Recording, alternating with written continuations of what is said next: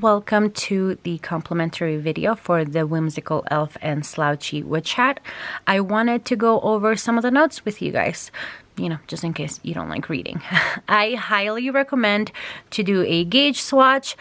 We are using two different hook size here, a 6.5 and a 5.5 millimeter hook, depending on which hat that you're making. We're going to use, for one, you're only going to use a 6.5, possibly the 5.5 for the band on the elf hat. For the witch hat, it is going to start out with a 5.5 because we want a sturdier, tighter stitching at the beginning, and then we're going to loosen up with a 6.5 for a slouchier look. So I would recommend to double check both of these gauge swatches just to make sure that we're using the right hooks throughout the entire pattern. It is very important for you guys to notice that every single stitch is going to be, every single round is going to be worked slightly different than the one before. We're going to have some rounds that are worked in the front posts, some rounds that are worked in the third loops only. There's an invisible join at some point. So please make sure that you're paying attention to every single round. Later on in this video, you're going to see me work through a whole ridge with you guys so you guys can see all the steps. A chain one never counts as a stitch in my pattern. I highly recommend to use stitch markers. You're going to need at least 3, 2 of which are going to stay behind to use later, and then 1 that's going to continue moving with you through the ridge. So it's very important for you to have those stitch markers. As you get more comfortable with this pattern, you probably won't need them because you'll know what stitches you're looking for, but I do recommend it at least your first couple of times. It just makes it really easy to see your stitches. And then for your yarn choice, you want to use a lighter worsted weight yarn. Did I only use light worsted weight yarns? No. I did use Red Heart Super Saver with a Premier Basics, which is a thicker yarn, and it still came out fine. It's just not as floppy. It feels a little bit heavier than these hats right here, but they're the same. They just feel a little bit different because they're not as loose and flowy. It's just a little bit more firm. So is it possible to use Red Heart? Absolutely. What I would not recommend is I would not recommend to use Karen 1 Pound, because that one may just be slightly too thick for this.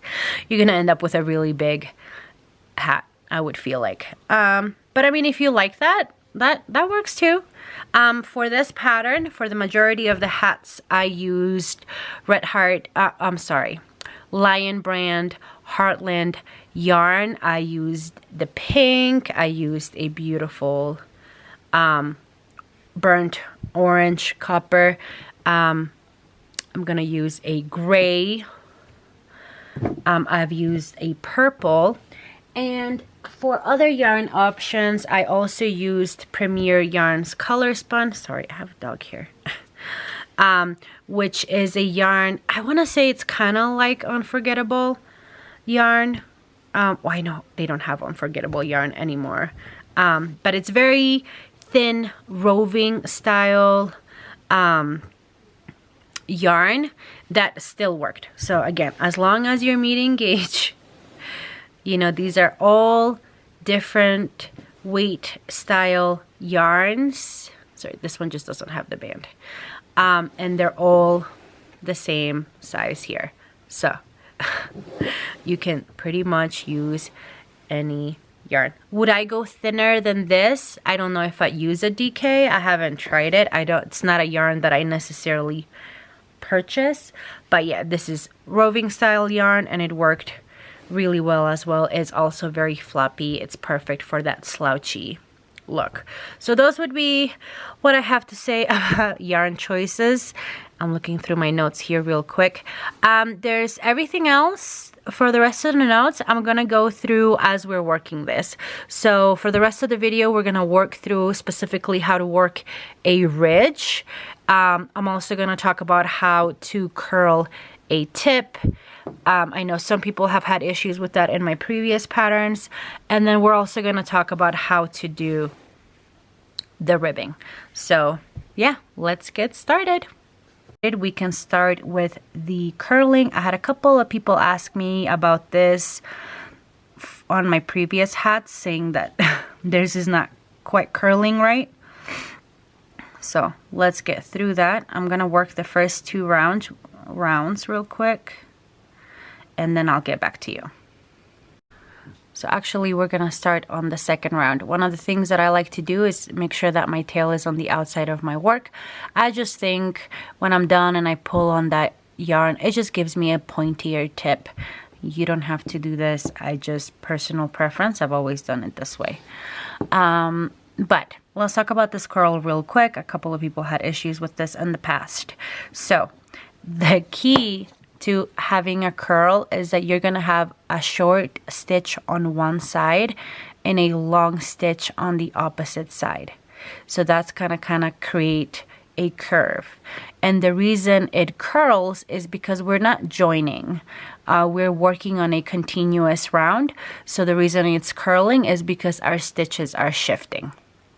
So it's very, very, very important that your single crochets are always on top of your single crochets and your half double crochets are on top of your half double crochets.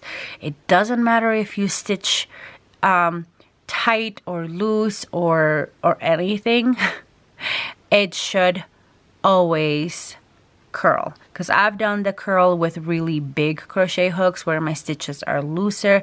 I've done it with really small crochet hooks where my stitches are really tight, and it always curls. But the secret to that is you have to make sure that your stitch placement is where it's at. So I just worked my 4 single crochets, and now I'm gonna do 2 single crochets and 2 half double crochets. So here's my single, and I'm gonna place a stitch marker. Always place a stitch marker. Another single, and this is where it's hard because the stitches are so tight. And here's a thing to notice, because here, let's get a little bit closer. Because we only have 4 stitches, when you're looking at your work, that might look like the next stitch, but be very careful. We did use that stitch, so technically this is our next stitch. I've seen people accidentally add stitches, and it's just because we're only working with 4 stitches at the beginning. So here's my half. As you can see, I use that stitch, so this next stitch right here, and we have a really thin tube. So, and it's gonna feel like it's wrong, but I promise it's right. So we have our single, single, double, double. The single crochets are always going to be the first stitches, and we're gonna finish the round with half double crochets. If you're having a hard time and you just feel like it's not curling, what I would recommend is marking your single crochet and then also marking your half double crochet. This way you know, if I approach this hook, now I need to switch to half double crochet. And this should guarantee that it's going to curl for you. So I'm gonna work a couple of more rounds. Yeah, so it looks like this is the next available stitch, but it's not. It's been used, so just be very careful. You don't want to accidentally add stitches when you're not supposed to. So this is my first round. I know I'm gonna start with a single crochet, so on that very first single crochet, I'm going to do a single crochet increase.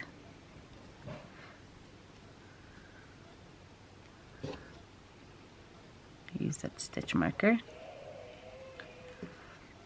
I'm gonna do a single crochet on the next stitch, and now I'm going to half double.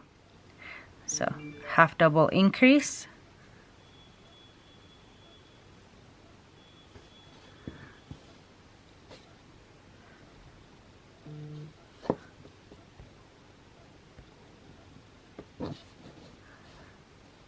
and then a half.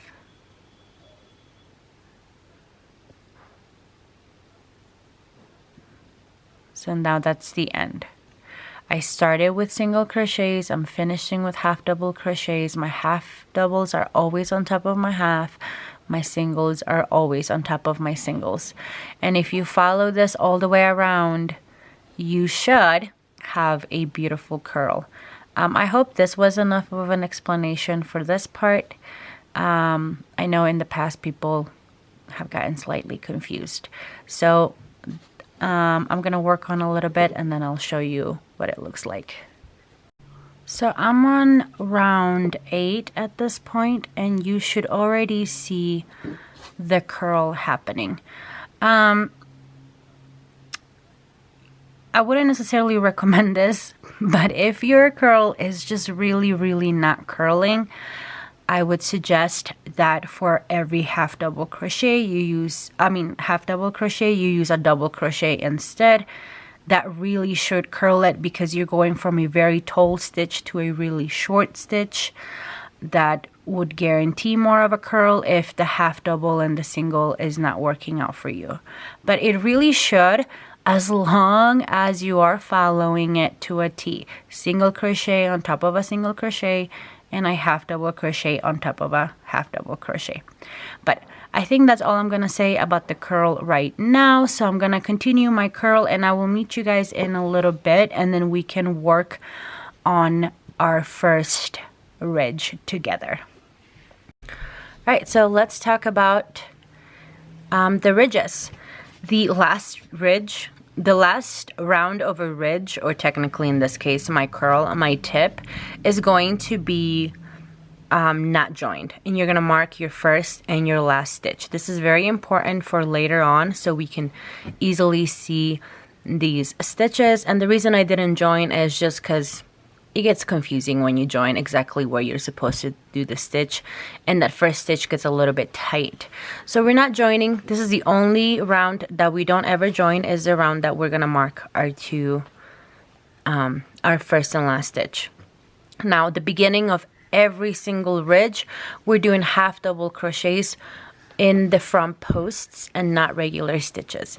And the way that I do my front posts, I do shallow front posts, because I am going inside the stitch kind of like I would regularly, but instead of just pulling my yarn, I am going out the next stitch and doing my half double crochet.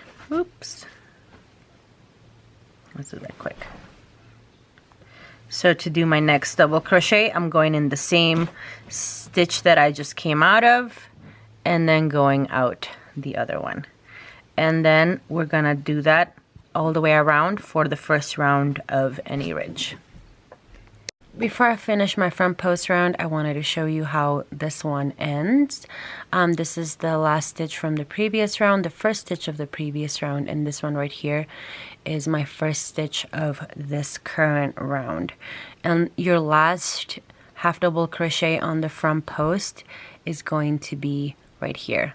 This is your last post, but this is the last stitch, and this is the first stitch. So it's going out in through the last stitch, and it's coming out through the first stitch.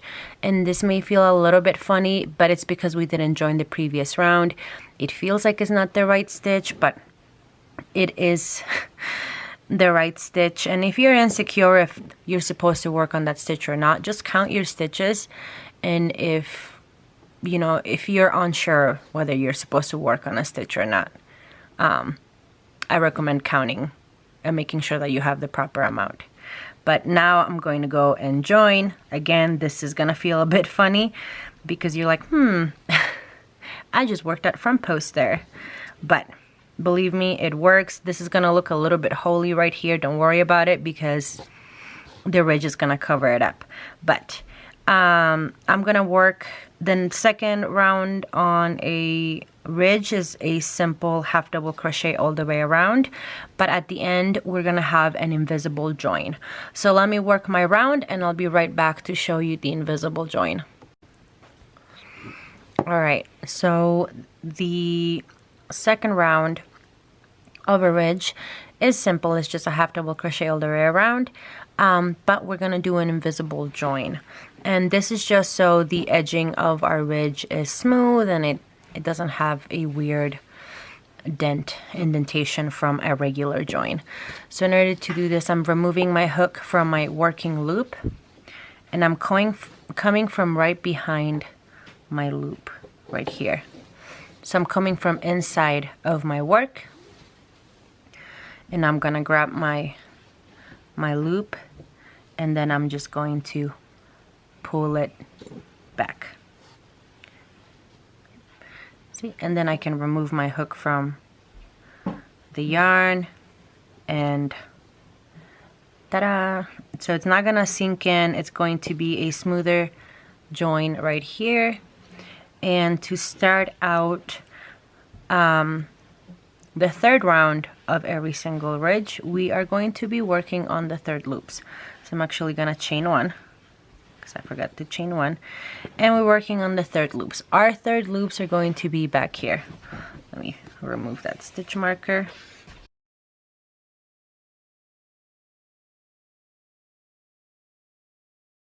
So on round number 3, we're going to work on the third loops. So these are our regular stitches. You see your regular V's, and if we slightly look inside, we're going to see that there's these loops in the back.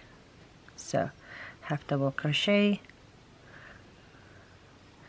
yarn over, look at my V, look right behind it, and here's my front loop.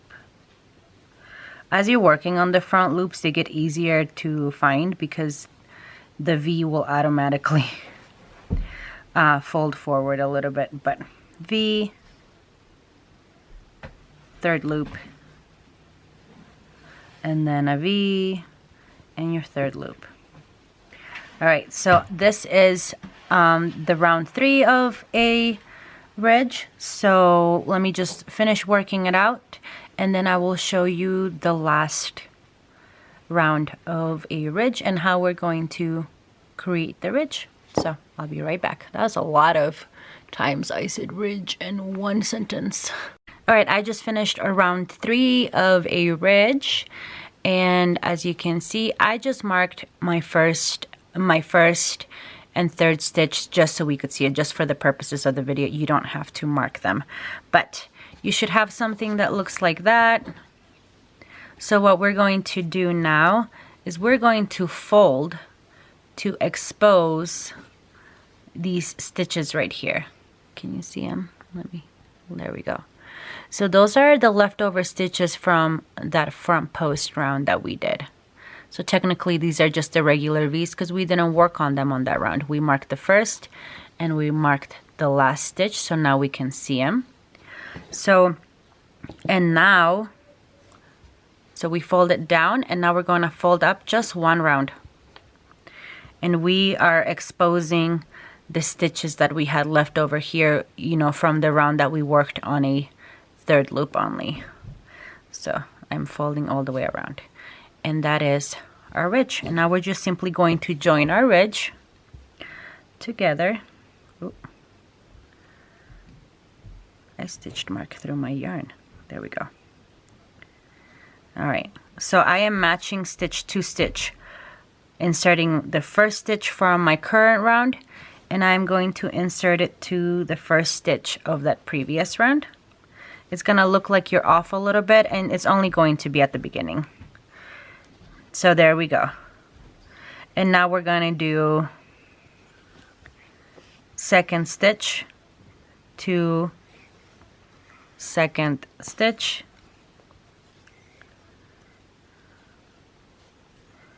and then third stitch to third stitch, until you are all the way around. At the end of this round, you're going to join, and the last round of a ridge is going to be round number 5, and that's the one where you half double crochet in each stitch all the way around, but you're going to mark the first and the second, and you don't join. So that would be the entirety of a ridge. Your first round is going to be your front post round, Your second round is the one that's gonna have the invisible slit stitch or invisible join. Your third round is the one that you're gonna work in the third loops only. And your fourth round is going to be your R2 round, where we join the 2 rounds together. And your fifth one is just the one that you're gonna mark before the start of the next ridge. Real quick, after you finish your R2 round, you can go ahead and remove all the stitch markers. We don't need them for now. So for this round, I'm simply I'm joining and chaining 1 and just working my half double crochets all the way around, and then leaving my round not joined with the marked first and last stitch. Alright, real quick, for this part I messed up, and for some reason for this whole clip I kept calling it a reverse slit stitch. A reverse slit stitch is very different than a twisted slit stitch, so I want to apologize. A reverse slit stitch is worked backwards, just like a crab stitch or a reverse single crochet, and it looks very similar to that. It is just not as thick as a crab stitch would be. And then a twisted slit stitch is just like a twisted single crochet. It's just not as thick. So I did use, and the instructions are right, for a twisted slit stitch. And I am so sorry, I kept saying reverse slit stitch. I don't know what I was thinking. So yes, let's move on. All right, I wanted to show you guys how the reverse slit stitch works. What this is gonna do is gonna give your brim like an extra layer of support. Kind of over time, you know, your stitches will kind of, you know, stretch a little bit. So we don't want that to happen on a brim, even though this is a really floppy brim to begin with. It just kind of gives it a little bit extra. It kind of gives it a cute little edging. It's nothing too fancy, but this is where the directions for left-handed and right-handed people are going to be different. When I first learned the reverse slit stitch, I could not understand it, and it wasn't working for me until I realized, of course, I'm left-handed, so I do the opposite. So if you are right-handed, before you go and work your next slit stitch, you're simply going to twist counterclockwise. So look at the tip of your head, and you're going counterclockwise like this, and you're inserting your hook and doing your slit stitch. Now that, to me, it's not gonna look right because I'm left-handed. So for left-handed people, when I'm looking at my tip of my head, before I do my next slit stitch, I want to go clockwise. So I would go clockwise, insert my hook, yarn over, and pull up my loop to make my slit stitch. So we're just gonna continue doing that all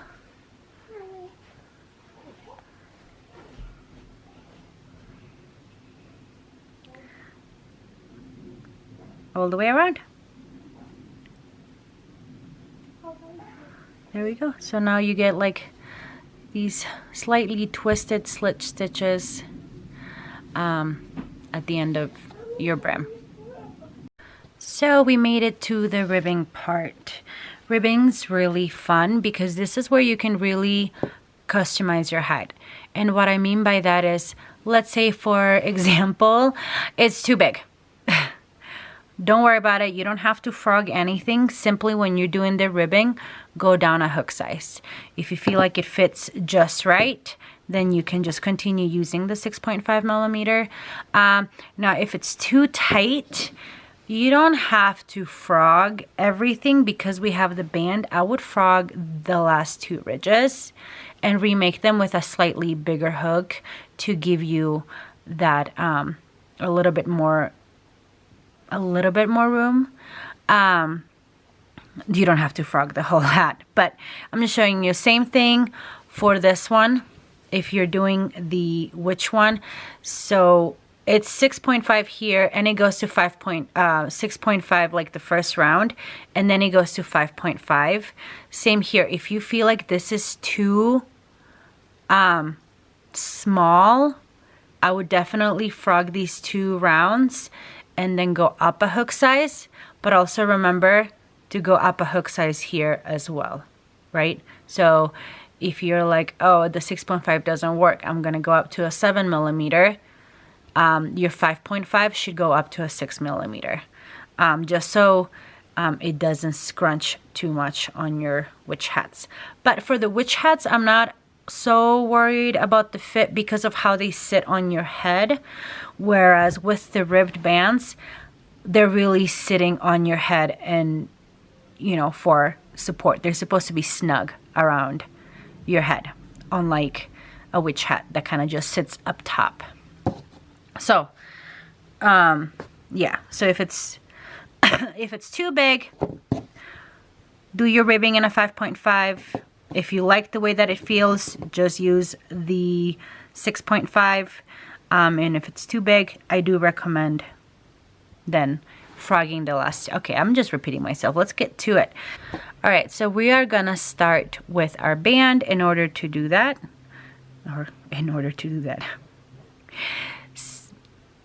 So to start your band, you're simply going to chain your desired width of your band. I like the way 6 looks, so 1, 2, 3, 4, 5, 6. So I'm going to chain 7. I'm going to single crochet on that second chain from the hook, and the next 5 chains.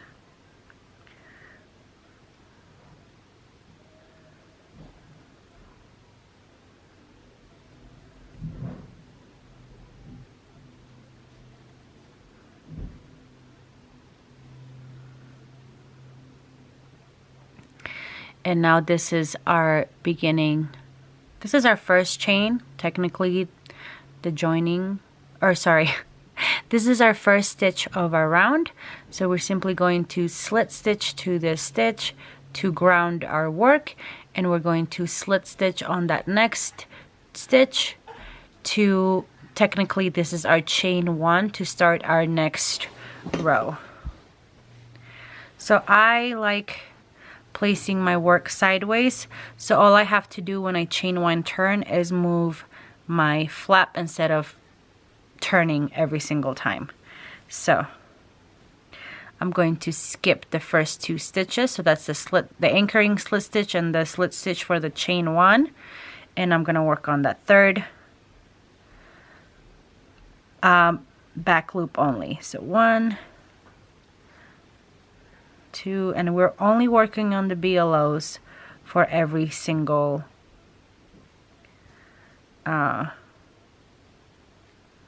stitch here.